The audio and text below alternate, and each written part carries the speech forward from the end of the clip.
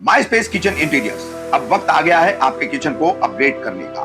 माई space लाया है affordable options के साथ एक से बढ़कर एक डिजाइनर किचन सेटअप जो आपको देता है मजबूती के साथ ड्यूरेबल फिटिंग, कस्टम डिजाइन, बड़ा स्टोरेज, वो भी सब एक बजट में। साथ ही साथ आपको माई स्पेस किचन इंटीरियर्स फ्री में डिजाइन कंसल्टेशन भी प्रोवाइड करता है। तो देर किस बात की, अभी कॉल कीजिए माई स्पेस किचन इंटीरियर्स और आपके किचन को बनाए शानदार। नवी मुंबई में आयोजित एनसीपी अजित पवार गुट का अल्पसंख्यक सम्मेलन रहा फुस। बीजेपी अच्छी है कहते हुए नजीब मुल्ला ने विधायक अवार्ड के लिए किया अपशब्दों का इस्तेमाल।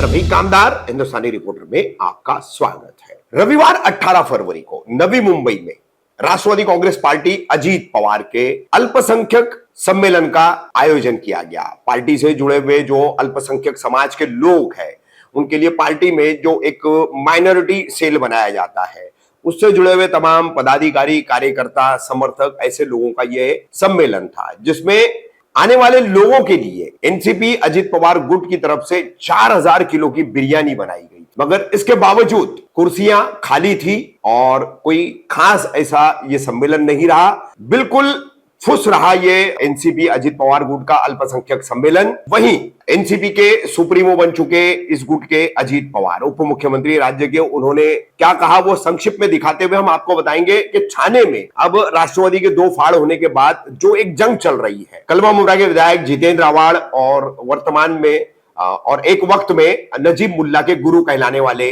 विधायक जितेंद्र आवाड़ और नजीब मुल्ला, इन दोनों के बीच में ये जो जंग चल रही है अब ये जंग काफी आगे बढ़ते जा रही है। इस अल्पसंख्यक सम्मेलन में अपने भाषण के दौरान बाबरी मस्जिद और उसके शहादत की जिक्र करते हुए नजीब मुल्ला ने इसका दोष मढ़ा है कांग्रेस के मत्थे पर और कहा है कि सेकुलरिज्म ये कांग्रेस ने हमेशा दिखा करके मुसलमानों को बेवकूफ बनाया। वहीं बीजेपी अच्छी है, सामने से वार करती है, ऐसा कहते हुए बीजेपी के साथ अपनी पार्टी के जाने का, अपने नेता के जाने के फैसले को भी उन्होंने कहीं ना कहीं सही ठहराने की कोशिश की है। साथ ही उन्होंने इंडिया अलायंस के प्रवक्ता तथा राष्ट्रवादी कांग्रेस पार्टी के एक बड़े नेता, पूर्व मंत्री और कलवा मुर्रा के विधायक जितेंद्र आवाड़, इनके लिए बिल्कुल हल्की भाषा का इस्तेमाल किया है, अपशब्दों का इस्तेमाल किया है। काफी बड़ा भाषण है नजीब मुल्ला का, लेकिन उसके मुख्य अंश जो है हम आपको यहां दिखा रहे, जो उन्होंने शुरू में बाबरी मस्जिद, सेकुलरिज्म, कांग्रेस वगैरह पे कहा है और उसके बाद उन्होंने विधायक जितेंद्र आवाड़ पर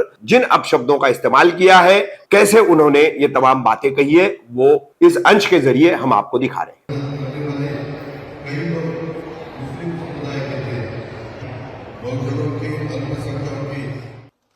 हमें दिक्कतें बहुत हुई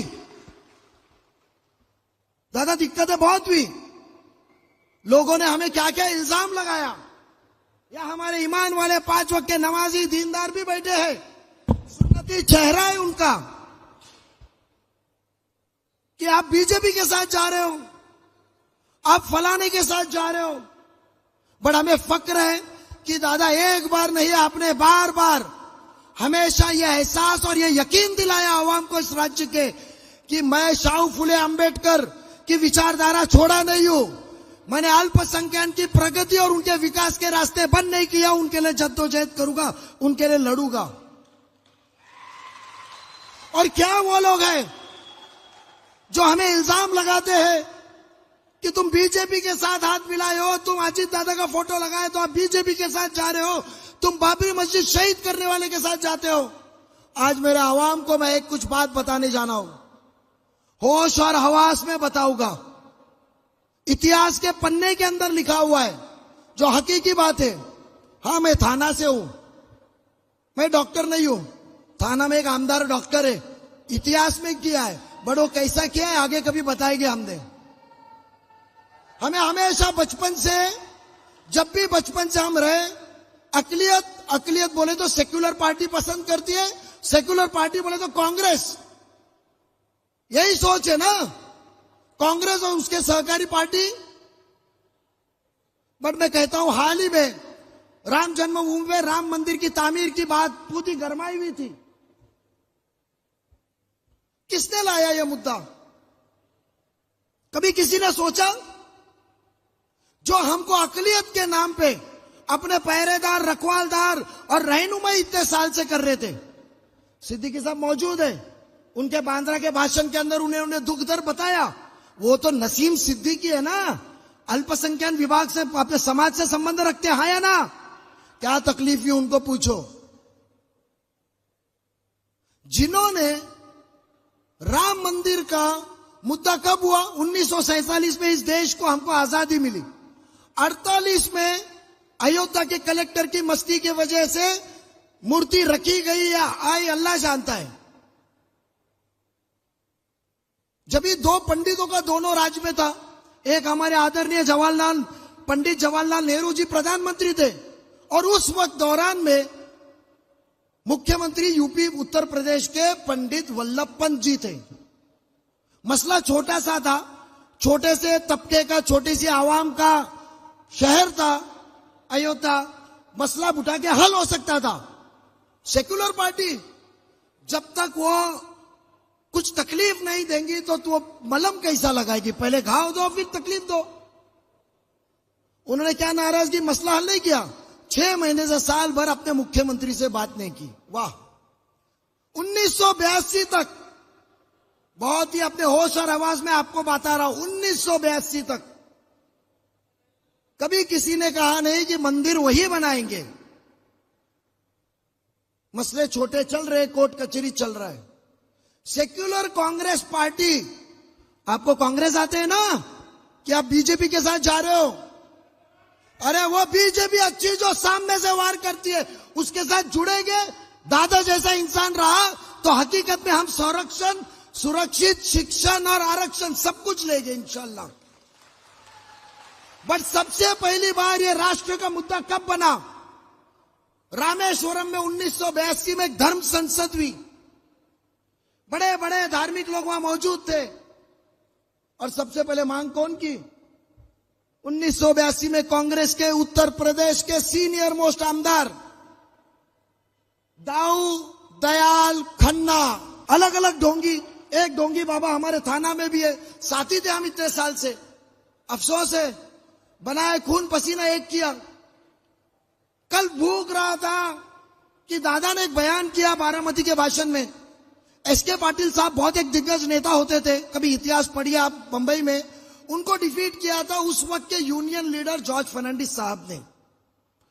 वो इलेक्शन का एक पहलू और स्ट्रैटेजी थी, पापा पाटिलांना पाड़ा, एक प्रोवर्ब था जो शुरू किया था जब भी पापा।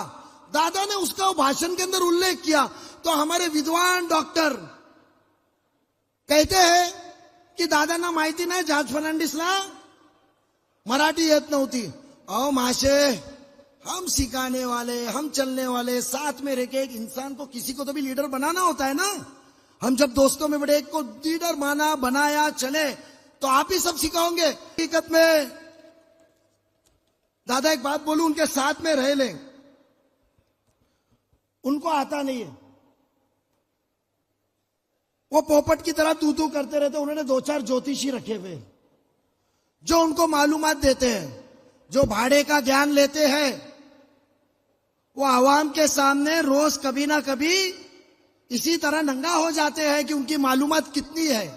इंशाल्लाह आने वाले दिनों में जो ये बातें तो करते हैं, उस बातों को तो हम लोग जरूर कलवा मुमरा के अंदर जवाब देंगे, डट के जवाब देंगे। मगर एक आखिरी बात कहना चाहता हूं कि रोज सुबह आदरणीय दादा के ऊपर जो वो भूख रहा है, वो इस तरह है कि दुनिया के अंदर आपको पता है कुत्ता भूखते रहता है जब तक हाथी देखे नहीं। कुत्ता भूखते रहता है जब तक हाथी देखे नहीं, मगर हाथी की एक सोंड पड़ी तो कुत्तों को पता है कि कितने पीढ़ियों उनको भुगतना पड़ेगा। दादा ने आज तक वो शख्स को ना कभी गिना है, ना गिन रहा है, ना गिनेगा इंशाल्लाह। और ये यकीन हमारे को हुआ उस वक्त जब दादा कार्यालय के उद्घाटन में थाना आए थे। सब पत्रकार और सबको लगा कि दादा वो भूखने वाले के ऊपर कुछ बोलेंगे।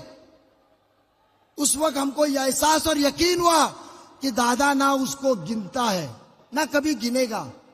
तो मैं एक ही कहना चाहता हूं, कम छेड़ो हमको। हमारे हत्ती ने कभी देख ली और एक सोंड मारी तो अक्का खानदान भी कब किधर किधर फेंका जाएगा पता नहीं चलेगा। पर हमारी सरकार का इरादा है छत्रपति संभाजीनगर, धुले, मुंबई, भिवंडी, परभणी में उर्दू हाउस स्थापित करने का हम सोच रहे हैं। दोस्तों, आखिरकार मैं आपको बताना चाहता हूं, मैं अपनी बात का पक्का आदमी हूं। मैं किसी से झूठा वादा नहीं करता। कुछ लोग आएंगे और आपको बताएंगे कि हमने अपनी विचारधारा छोड़ दी है, लेकिन मैं आपको बताना चाहता हूं, कुछ दिन पहले सातारा में दो समूह के बीच तनाव पैदा हुआ था और वहां दंगा हो गया था। अगली सुबह मैं खुद वहां गया, पीड़ित परिवारों से मिला और प्रशासन को निर्देश दिया और स्थिति को नियंत्रण में ले आया। जब तक मैं यहाँ हूँ, आप डरो मत, हम सभी कानून का पालन करने वाले लोग हैं। मेरा आपसे कहना है कि महाराष्ट्र में कानून का राज होगा और किसी के साथ अन्याय नहीं होगा। मैं आपके विश्वास को बिल्कुल टूटने नहीं दूंगा, ये मेरा आपसे वादा है।